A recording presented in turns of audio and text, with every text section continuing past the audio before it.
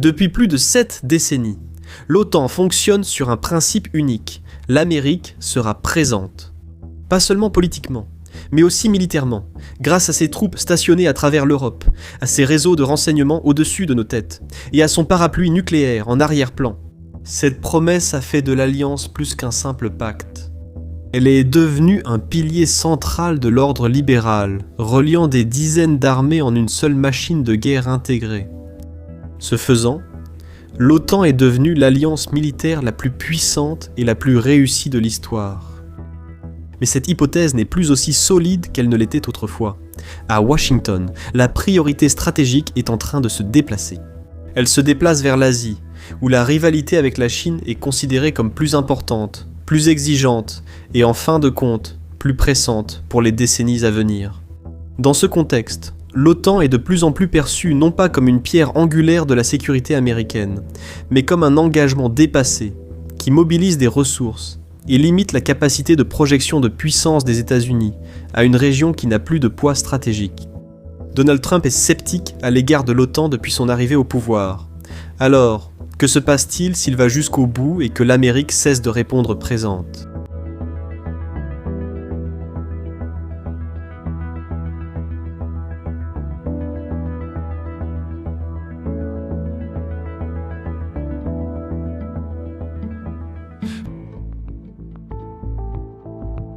Supposons que les États-Unis, pour une raison quelconque, se retirent de l'OTAN. L'alliance ne disparaîtrait pas du jour au lendemain. La plupart, sinon tous les engagements, resteraient en place.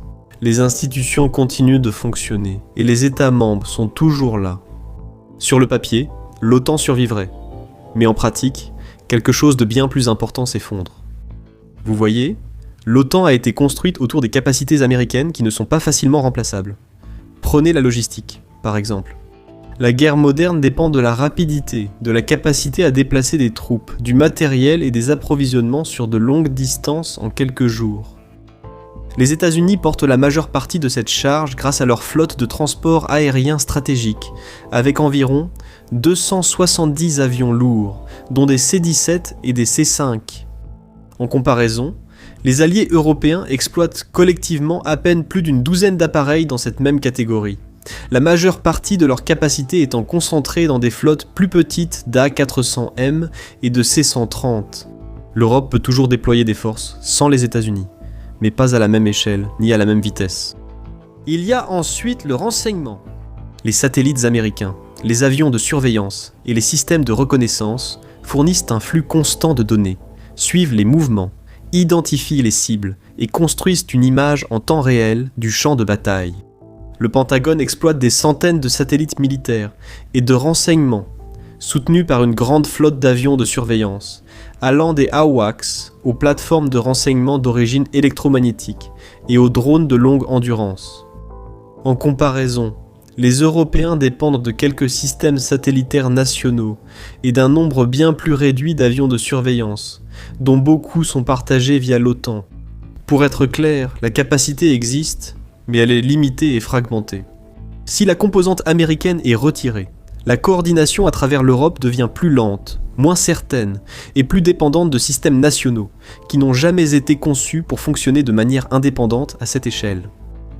La défense antimissile et les capacités de frappe à longue portée suivent le même schéma.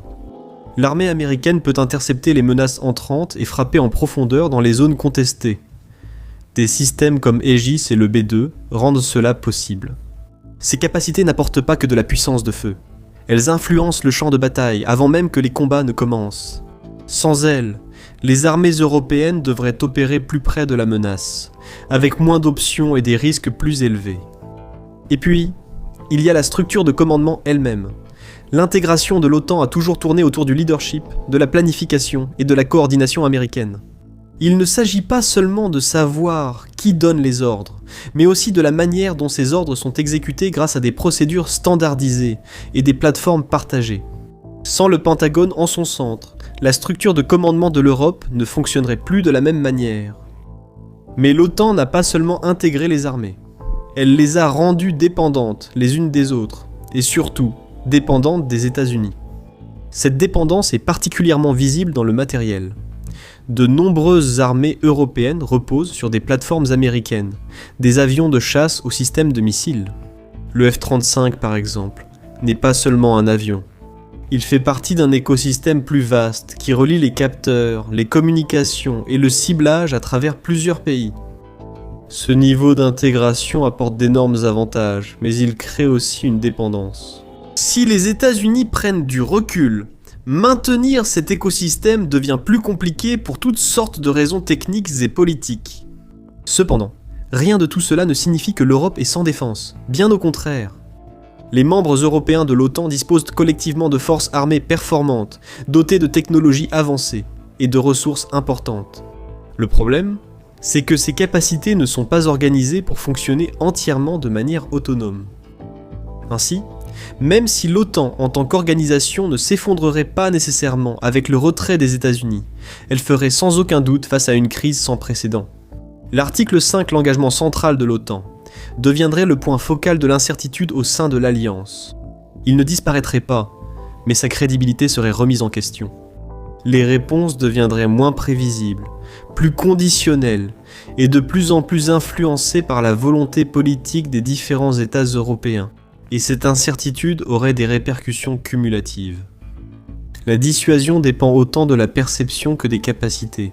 Si les adversaires commencent à remettre en question l'article 5 et à douter que l'OTAN réagira comme une force unifiée, le seuil pour tester cette hypothèse s'abaisse. Pas par une guerre à grande échelle, mais par des actions plus petites et calculées, cherchant à déceler des failles dans l'armure. Pensez aux tactiques de zone grise, aux opérations cybernétiques, à l'ingérence politique, aux actions militaires limitées, et ainsi de suite. À tous égards, l'Europe devrait réinventer sa posture militaire dans les airs, sur terre, en mer et dans l'espace.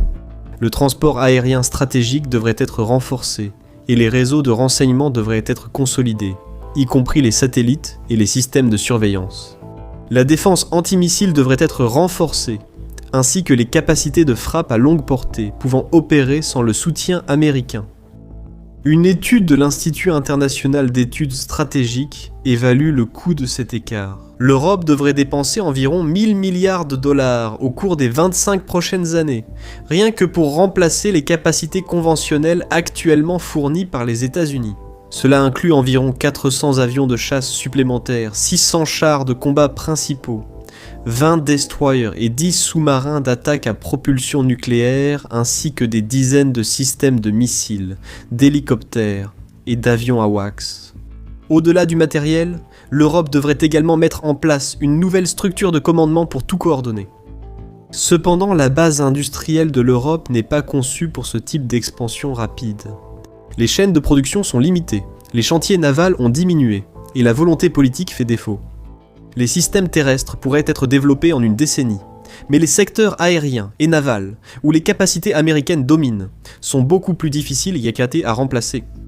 La France et la Turquie font figure d'exception partielle. Les Français travaillent à augmenter la production annuelle de chasseurs Rafale à environ 30 d'ici la fin de la décennie. Pendant ce temps, la Turquie construit actuellement environ 50 navires de guerre simultanément, y compris des frégates, des corvettes, des sous-marins et des navires amphibies. Hormis ces deux-là, peu de pays européens ont la base industrielle nécessaire pour accroître vite la production.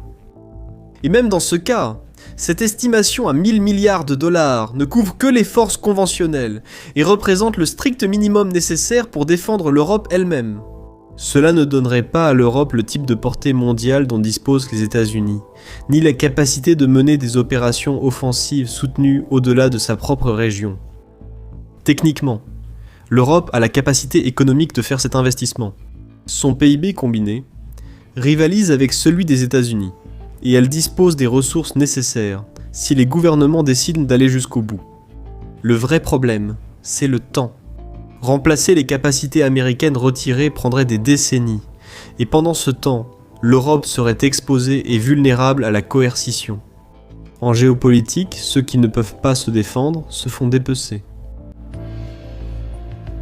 Pour toute l'attention portée à ce que les États-Unis apportent à l'Alliance, l'Europe apporte quelque chose d'aussi important, la géographie.